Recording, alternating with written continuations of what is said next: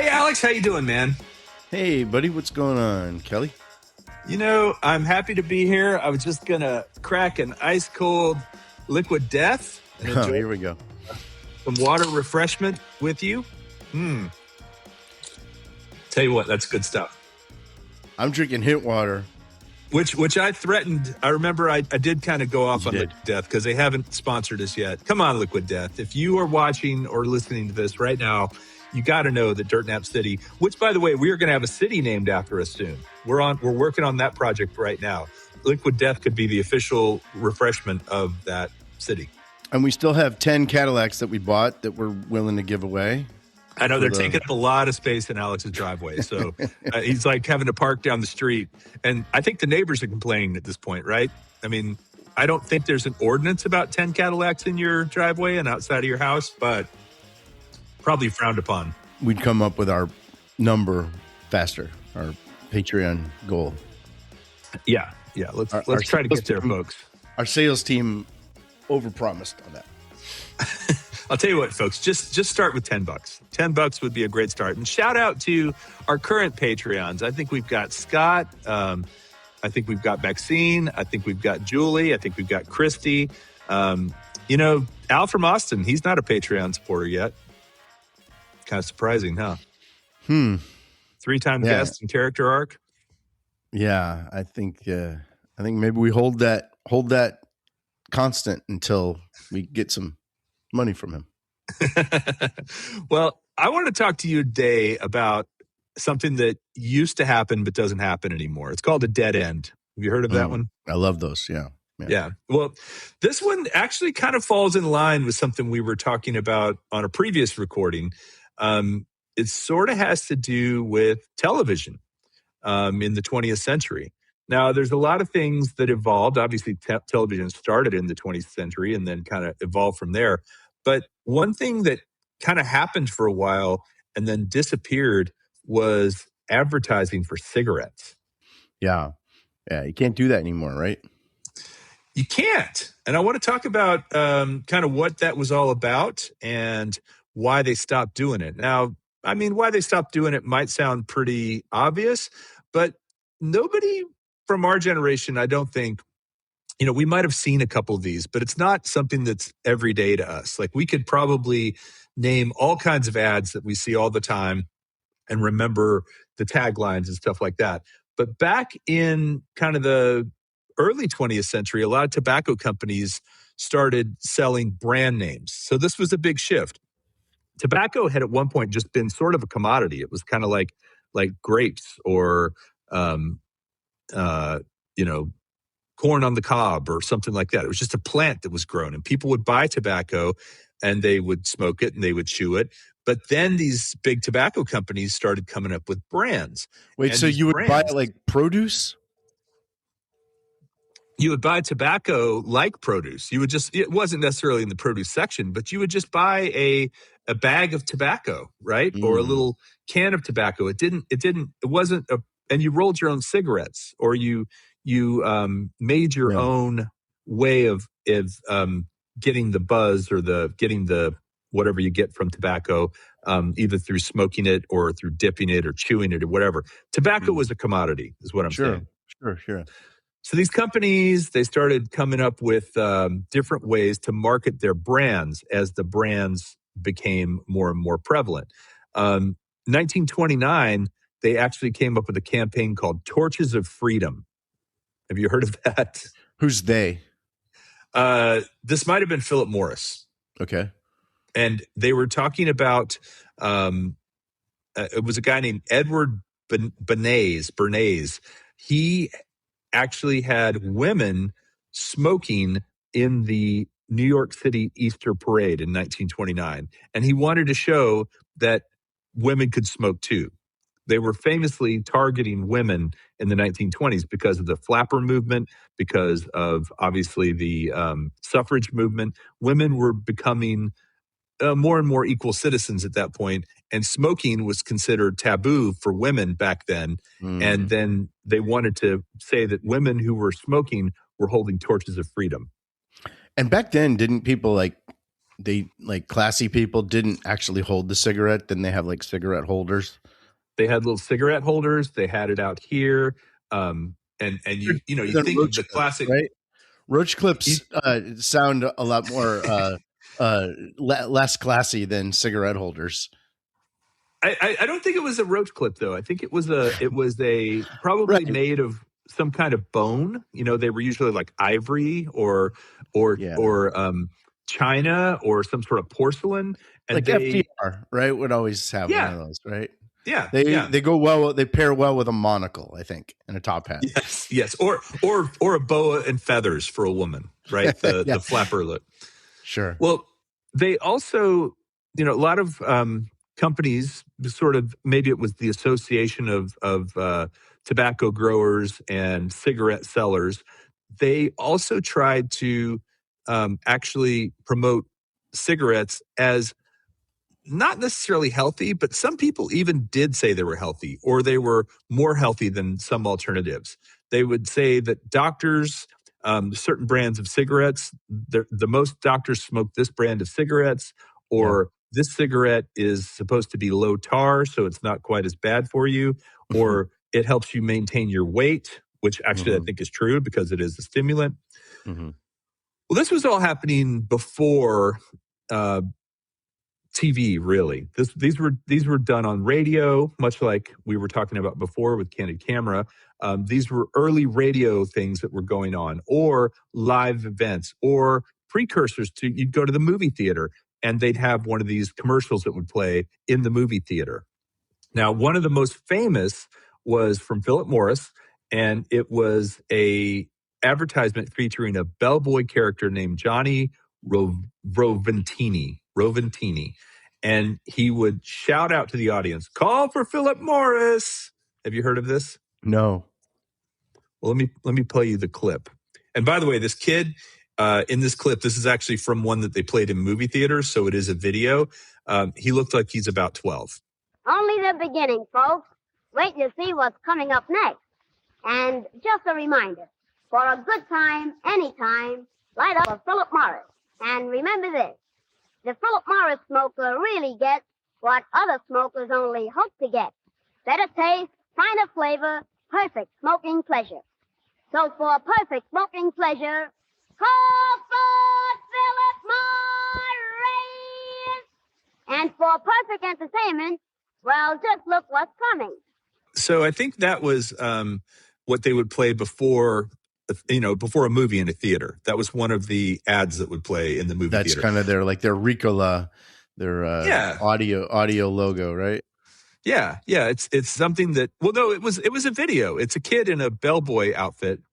But I guess people were allowed to smoke in theaters back then. That was not out of the question. People would sit there and watch a movie and smoke. The kid has kind of a lisp. I don't know if you noticed that. Kind of. And I love a kid with a thick, like Brooklyn or Bronx accent. Yeah. You can't beat that. Now, were children allowed to smoke back then? Like, was there a age restriction on smoking? I think there was. I think it might have been 16 or 18. It may have been a state by state thing, kind of like alcohol. But there weren't many companies that were marketing to kids until 1961. Guess who bought the rights to the Flintstones? Oh, R.J. Reynolds bought the rights to the Flintstones in 1961. And so now originally, in fairness, the Flintstones were a primetime show that were aimed at an adult audience, but it was a cartoon, and cartoons were traditionally kids. Yeah, we talked about this in the Hanna-Barbera episode, I believe. Yep. Well, so 1961, R.J. Reynolds buys the rights, and they start running commercials like this one about featuring the Flintstones smoking. Now that sound is Betty or Wilma mowing the grass, and that sound is Betty or Wilma doing some more work. Hard, don't they, Barney? Yeah, I hate to see them work so hard. Yeah, me too. Let's go around back where we can't see them. Gee, we ought to do something, Fred. Okay. How's about taking a nap? Hey, I got a better idea. Let's take a Winston break. That's it. Winston is the one filter cigarette that delivers flavor 20 times a pack. Winston's got that filter blend. Yeah, Fred. Filter blend makes the big taste difference, and only Winston has it up front where it counts. Here, ahead of the pure white filter. Winston packs rich tobaccos specially selected and specially processed for good flavor in filter smoking. Yeah, Barney, Winston tastes good, like a cigarette should. Wow, that puts Joe Campbell to shame, doesn't it? Well, it really was crossing a line, right? Because a lot of kids did watch the Flintstones, and that was one of the most cited things, cited ad campaigns that the government used when they shut down advertising. Now, in addition to going for kids, they also, these tobacco companies, they also kind of wanted people to become associated with these more rugged people, like the Marlboro Man. You remember the Marlboro Man? Of course. But I don't remember it as a TV commercial. That was probably before us, but I remember all the magazine ads for sure. Well, this was a masculine guy. He was a cowboy. He rode a horse. He was kind of maybe in some place like Wyoming riding along. And I'm going to play this commercial for you. Now, it's a lot of music in this commercial, but I just want you to hear the opening and the closing. And I want you to hear, and I'm going to describe what's going on in some of these shots. 50 head of cattle stranded out there. You got to get them home. So the man lights up a cigarette, hops on his horse, and goes galloping out to save this 50 head of cattle. And while he's riding in a perfect canter or a perfect trot and roping these horses, he's got a Marlboro in his mouth. He's wearing leather. He's wearing a hat. He's wearing cowboy boots. The cows are all perfectly in line. And oh, wait, there's another cowboy with a cigarette in his mouth. And another one. And another one. They're all smoking Marlboros as they're out roping in the fresh air. 50 head of cattle heading for home. Come to where the flavor is. Come to Marlboro country. Very effective ad. And at the end of the day, all 50 cattle got home safely. Mm-hmm. With secondhand smoke. Well, what happened? A couple of things happened. First of all, with the Flintstones, in addition to laws and a lot of social outcry about this cartoon promoting smoking, in 1963, several years into the series, Wilma got pregnant. And remember Pebbles? Remember her daughter? You remember Barney's son's name? Bam Bam. Bam Bam, yeah, Pebbles and Bam Bam. Well, when Pebbles was born, they started really changing the tone of the show to be a little bit more geared towards children and family friendly. So they switched over to sponsors like Welch's grape juice. And then you remember the biggest consumer thing to come out of the Flintstones? Vitamins. Yeah, the Flintstone vitamins.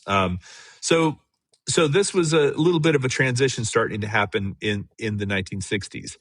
In 1964, the Surgeon General determined that smoking was, and came out and said, smoking is causes cancer, causes all these issues. And then in 1967, the FCC came out with a thing called the Fairness Doctrine.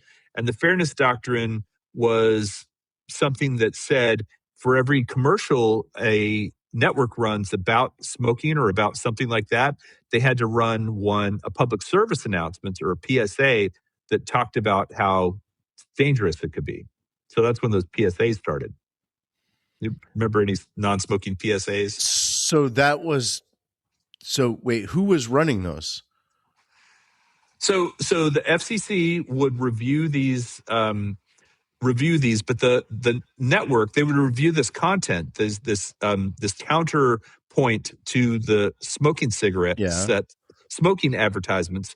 The network was responsible for producing, paying for, and showing these PSAs to counteract the. It was basically to sow the other side of the coin.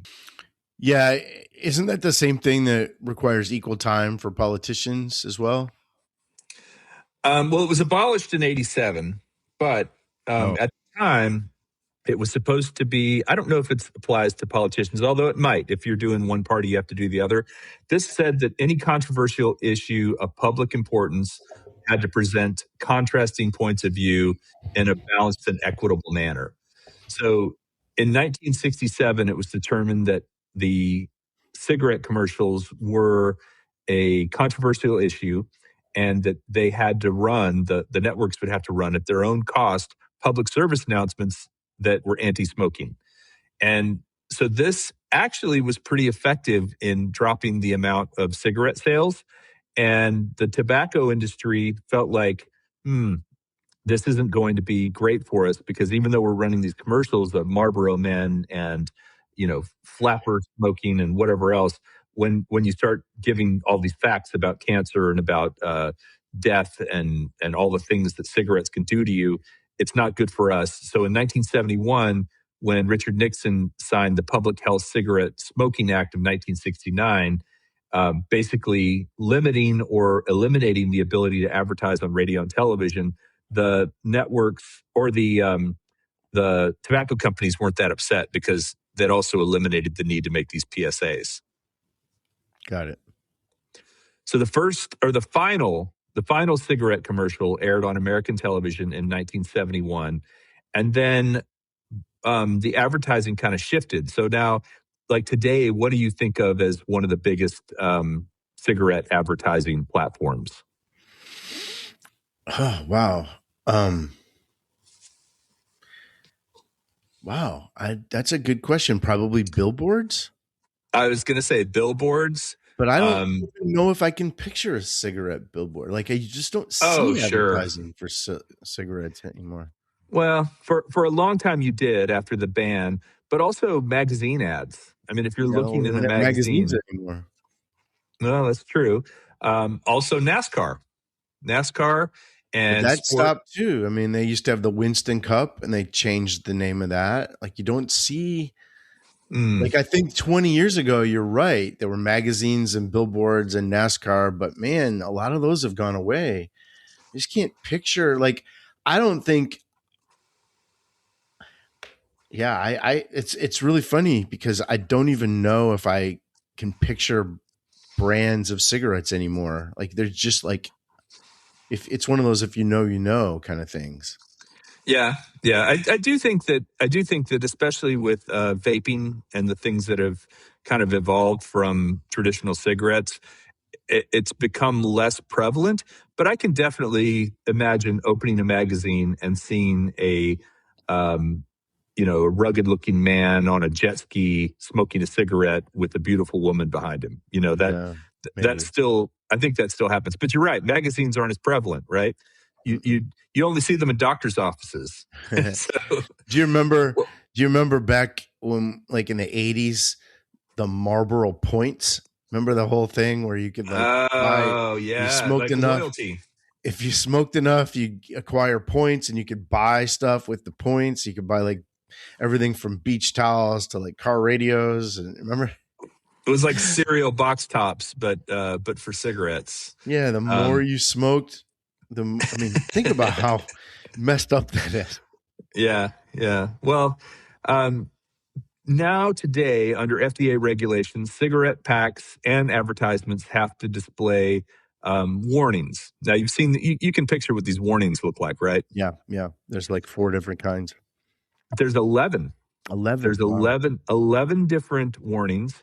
And there are rules about them. They have to be take up 20% of the surface area of the top of the package, and the colors have to be certain ones.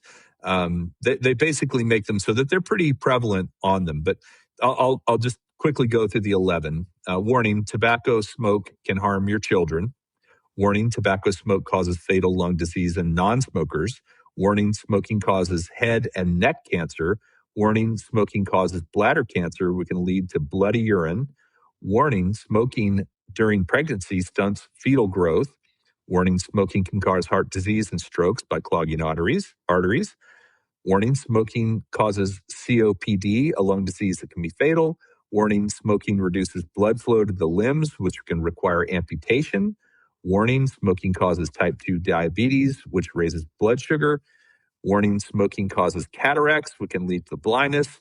And then my favorite, warning, smoking reduces blood flow, which can cause erectile dysfunction.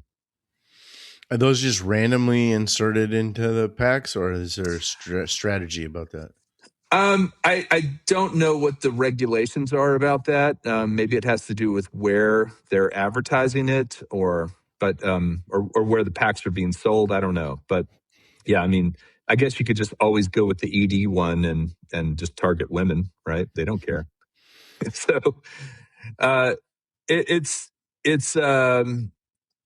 something that has been, obviously there's a lot of lobbyists that fight for tobacco companies and try to appeal and get things repealed, but they're ultimately trying to make people aware. It's not that you don't have the right or the freedom to smoke. It's just that if you choose to, you should know all the facts. And that's something that the Flintstones never did. What about other countries? Are we ahead of the curve or behind the curve? Can you go to other countries and see cigarette commercials on TV? I don't think they're allowed on television anywhere. I think that became something that the European Union, and I don't know much about the regulations over there, but it seems like this is sort of a globally accepted thing because healthcare people, I mean, it's one of those things where it's like, okay, you can sell the product, just make sure people understand what they're buying. It's up to this person if they're going to smoke or not, but they should at least know that even though more doctors smoke this type of cigarette, it doesn't mean it's healthy, or even though it says low tar, it doesn't mean it's healthy.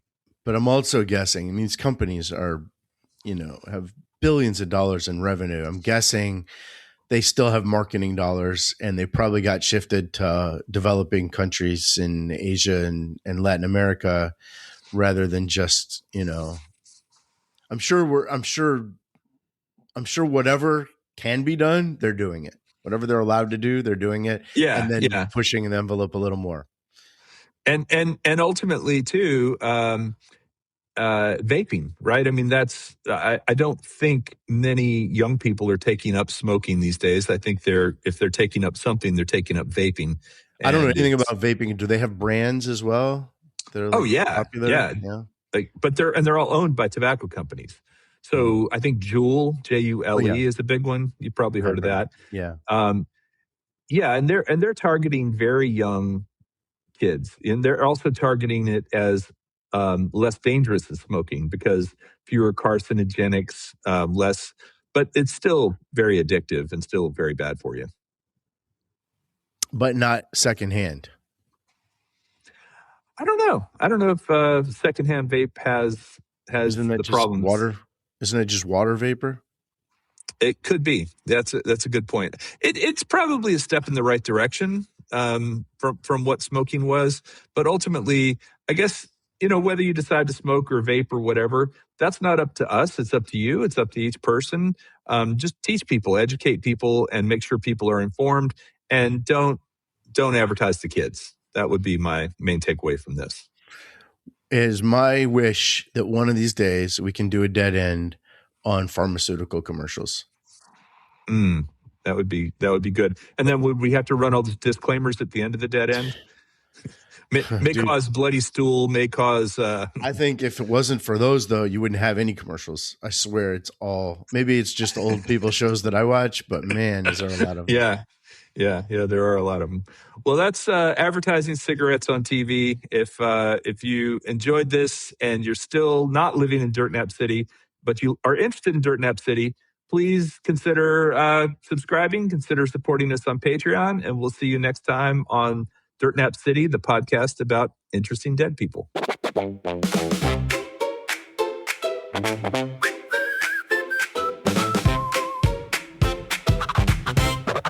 Saturday Haze. Saturday haze in a cardboard sky, ink line grin and a winked up eye. The Flintstones laughed through a smoky frame like every living room knew the name. Marlboro man on a desert ride, boots in dust and a lonesome pride. Rugged and still with a squinting stare, was selling a habit like it was there. Back when the tube ran bright and the ash curled up in white, kids in the room, grown folks nearby, watching the old world pass us by. Smoke on screen, smoke on screen, cartoon kings and cowboy dreams. Smoke on screen, smoke on screen. Then the laws came down and the habit thinned.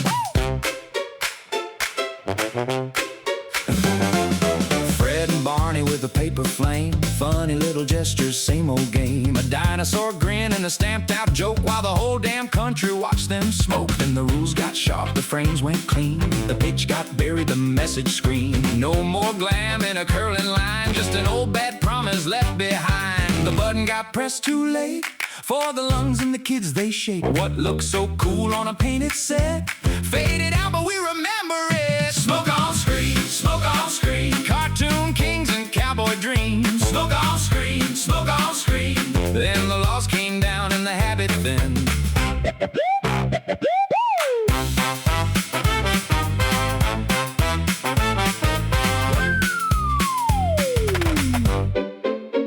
Now the reels feel strange and small, like a ghost in a commercial hall. What they sold as charm and grace left a tougher truth in its place.